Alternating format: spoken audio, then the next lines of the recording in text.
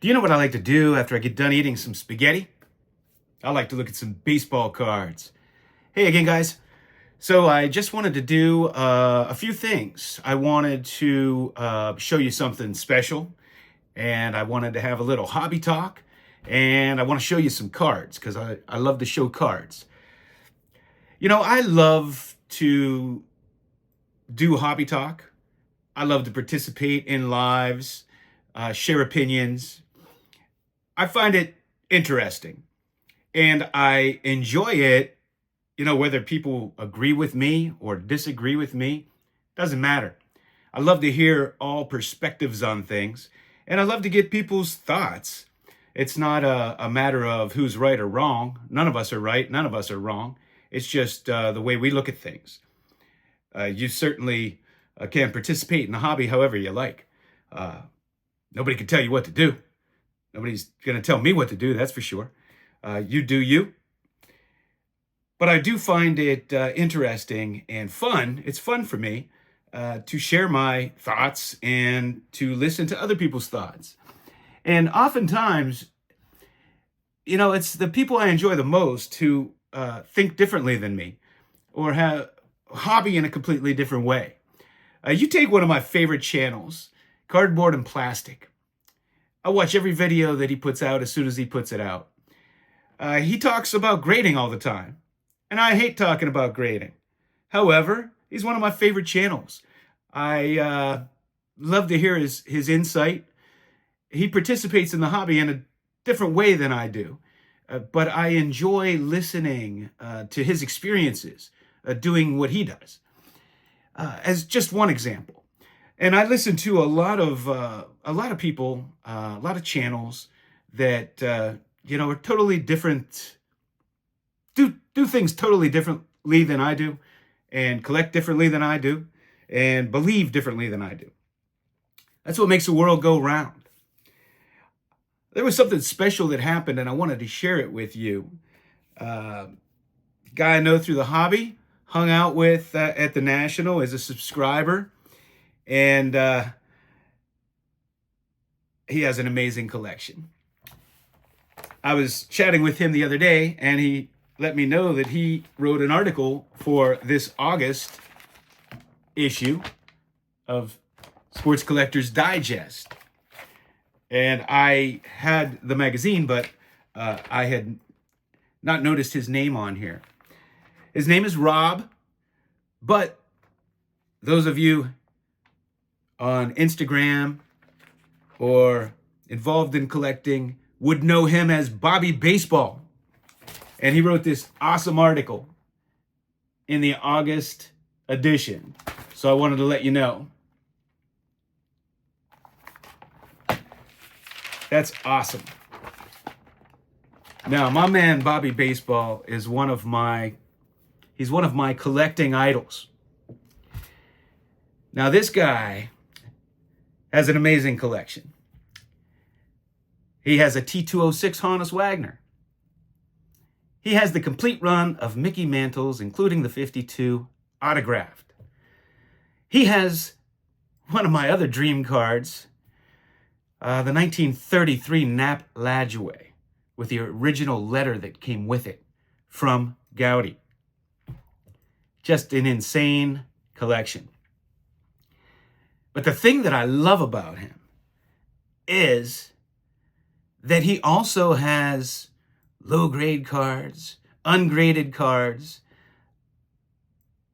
He's just a collector. He just loves cards. You know, there's another high-end collector. You would know him on Instagram as Matty C. And I got to know of Matty C more recently because he has been pushing this buy the card, not the grade. And he keeps showing examples of lower graded cards. And that's what he buys. Now, both of these guys, they could buy all 10s. They could buy all high grades. But they don't. They don't. And that's kind of the hobby talk I wanted to have with you. Is I've seen this movement, and I do believe it is a movement of buying the card and ignoring the grades. Now, many of us vintage collectors have done this our whole lives. I'm one of them. I've always bought based on looks of the card. I pay no mind to the numbers on them. But now I see a movement towards this. Now, Matty C, he's obsessed with centering. Bobby Baseball's not. You know, Double D, Dylan, he's moved away from grading and he's slabbing his own cards. My man Adam, Splendid Sports, he's selling his higher graded copies for a lot of money and buying just as good a copy with a lower number on it for a tiny fraction. You know, sometimes selling for $5,000 and buying it back for $80,000. My man Rick has been selling off his high-graded common cards and some big cards too, and doing the same thing, saving up for, you know, buying other things because the grades don't matter to them like they don't matter to me, like they don't matter to Matty C, like they don't matter to Bobby Baseball. And I often see on YouTube videos, it's like people almost apologizing for their low-grade cards. And I chuckle because you don't have to apologize for your cards. We're not judging you based on the numbers on them. At least I hope nobody is. I'm certainly not. But the numbering system has created this competitive nature, you know, among collectors. I got into some Facebook groups and, you know, if somebody would post a card in a 7, somebody else would come back with an 8 or a 9, just to almost show them up. I'm here to tell you there's no such thing as competition in collecting. You can't win at collecting. You might be able to have the highest set registry, but what do you win? I don't even think they give you anything for that. You win a pat on the back. But there is this movement. Have you seen it? You know, when I talk about these things, I really appreciate all your feedback. And you guys are wonderful because I get lots and lots of comments. And, you know, anything that warrants a response, I respond to them all. I read them all, and I love it. Whether you agree with me or think that I'm full of it or whatever, as long as you're respectful. I love interacting with the card community. You know, that's what's so wonderful about YouTube. It's meeting everybody, getting feedback, and there are so many people that don't have channels who comment, and I appreciate you. But this movement, I think it's pretty real. I had shared there was a Babe Ruth, 33 Gaudy Babe Ruth, and 1 and a 2 sold for around $10,000 more at auction at the same time than a 5 because the 2 looked nicer. You know, it's a little different when you're talking about vintage cards, right? You're just not going to find 10s every day or 9s. If you do find the 9s, they're probably have Kurt's juice on them. They probably could be trimmed. Who knows? I'm always suspect of the really old cards in high grade, but who knows? But man, vintage cards look great. They don't have to be high grade. You know, in the modern card world, anything under a 10 is really junk. Like a 9 will sell for less than a raw card because it's all about the number with modern cards. But of course, vintage cards, that's kind of out the window. Unless, you know, I mean, most of these cards you're not going to find in 10s. They don't exist. Some of these cards you're lucky to find 1 copy of the card. Some of these cards only have 1 copy in existence. So I am thrilled that more people are coming around to my way of thinking. I don't know why that thrills me, but I guess because I'm a number hater. Maybe it's a little justification. I don't know. We all like a little justification in life. Hey, let me show you a few cards I have laying around. Just pulled a few. Some of these I've shown recently. Some of them, well, all of them I've probably shown before. But I've gotten a lot of new subscribers lately, and I'm getting comments from a lot of new people that I don't remember ever commenting before. So thank you for that. I hope you keep it up. First, I got a frame for my 1913 National Police Gazette supplement of Joe Jackson, and it looks fantastic. I get these snap frames, usually at Michael's. They have sales. They practically give these things away. They're so cheap. And they snap in and they hold things real nice. If you have photos, things of that nature. In honor of the Eagles winning the Super Bowl, I thought I would bring out one of my Steve Van Burens. What a great running back he was, huh?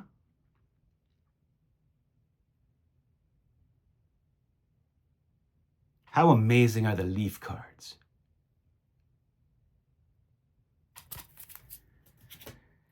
This is a card that always takes me back.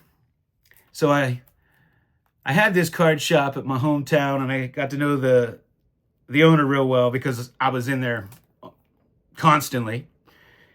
And it was such an amazing card shop, and he was such a nice guy, and he had his son there, and we would all just talk, and I would bring people in with me, and there'd be other people in there, and we'd talk cards. And this is before YouTube, so you didn't have a whole lot of opportunity to talk cards with people. So I would just hang out there, and I got so many cards in his store, and he used to have these cork boards around the store, and he had those old-fashioned penny sleeves that were extra long. Some of you will remember them. I actually saved some just for nostalgic purposes, because I used to love those things.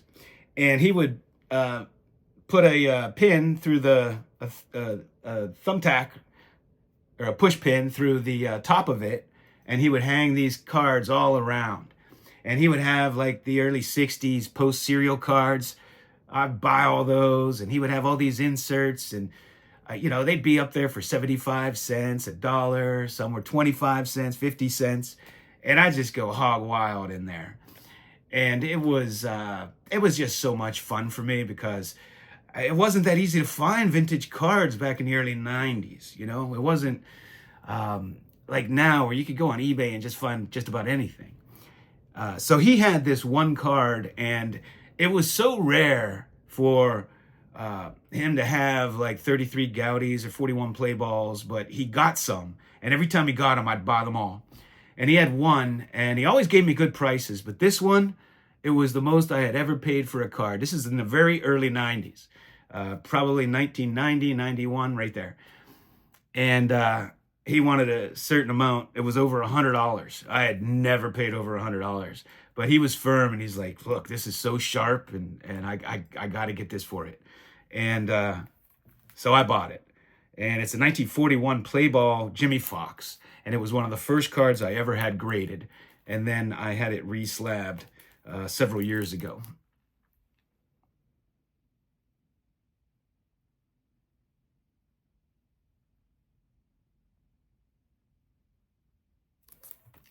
Love that card. Here is a 1939 Goudey Joe DiMaggio, or 39 play ball rather, Joe DiMaggio. And this is a salesman sample.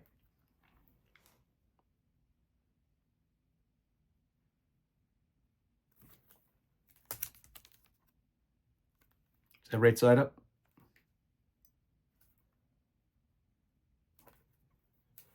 No. That's how those are stamped. I have a few of these. I have a nice Melot too. And Chuck Klein. Here is a 1955 Topps All-American. Great set. Jim Thorpe.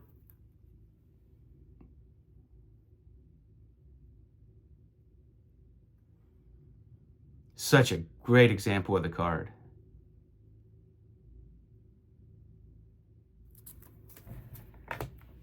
Here's one I showed not so long ago, but hey, I'm going to show it again because it's laying around and it's a beauty. 1936 Wheaties, Lou Gehrig.